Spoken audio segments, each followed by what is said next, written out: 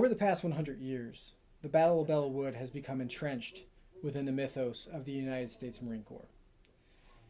It is a battle where history and legend have become intertwined, for it was in this battle that the Marine Corps entered the 20th century.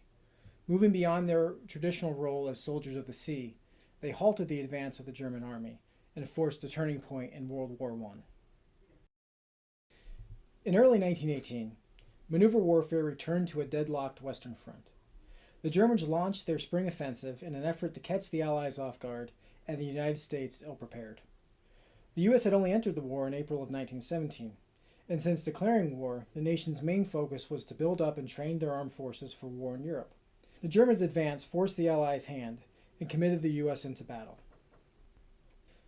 The Germans aimed their offensive towards a sector between Soissons and Reims, pushing the French army back to the Marne River. With only 35 miles between the German army and Paris, the U.S. rushed in 2 divisions to halt the enemy's advance.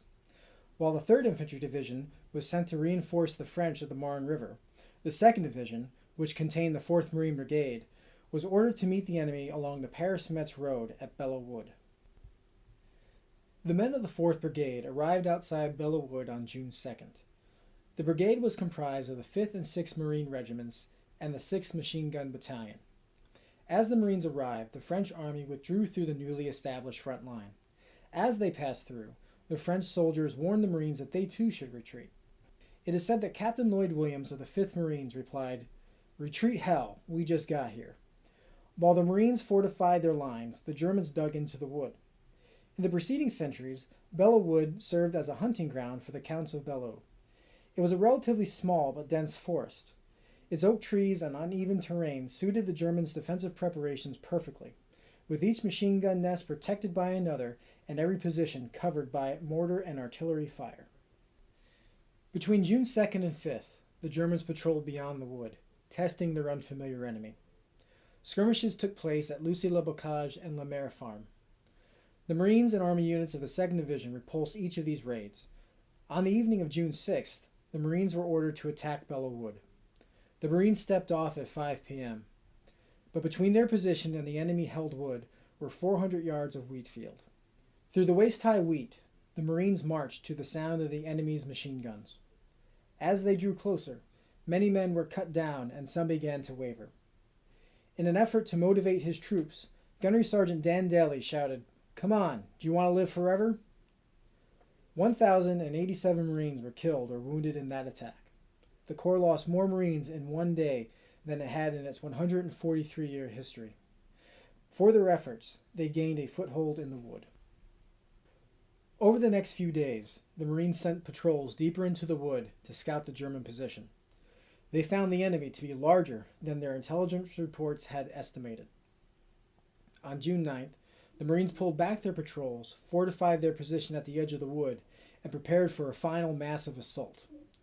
Between the 10th and 17th, the Marines faced heavy fighting in Belleau Wood. The fighting was fierce and at close quarters. Craters created by artillery blasts became fighting holes. Machine gun nests were taken with grenades and bayonets, and poisonous gas was everywhere. By the 17th, the 6th Marine Regiment held most of the southern half of the wood and the town of Baresh. The northern half of the wood was still disputed. It was at this time that the Marine regiments, but not the 6th Machine Gun Battalion, were relieved in place by Army units. Over the next week, both sides held their position, shelling the wood with high explosive and gas rounds. On June 22nd, the Marines returned to Belleau Wood. A massive artillery barrage preceded their final assault on June 25th. The 5th and 6th Marine Regiments finally pushed the remaining Germans out of the wood. On June 26th, the German counterattack was repulsed. On that day, Major Maurice E. Shearer, commander of the 5th Marines, curtly reported, "Wood's now U.S. Marine Corps entirely." The Battle of Belleau Wood represents the closest the German army came to Paris in 1918, but it came at great cost. The 2nd Division suffered 9,777 casualties in the battle. 2 Marines and 2 naval officers received the Medal of Honor.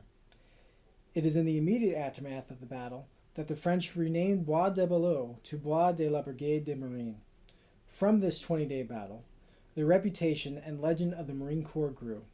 The lore of the Corps says that this is where they earned the nickname Devil Dogs. Legend has it that the Germans, awestruck by the tenacity of the Marines, declared that they fought like hounds from hell. Further cementing this is a spring-fed fountain in Belleau, where the water flows through the mouth of a bull mastiff. From this water, Marines drew strength and vitality for the battle. Alas, much of this is only a myth. The Devil Dog moniker, ascribed to Marines by recruiting posters, debuted 2 months before the Battle of Belleau Wood. While the Germans did remark about their tough enemy, believing the Marines to be shock troops, they never referred to them by such a name. And though the fountain does exist, it predates the battle by a number of centuries, and the Marines did not encounter it during the battle itself. For both its historical and legendary aspects, the Battle of Belleau Wood is etched into the memory of the Marine Corps and was a key turning point in World War I.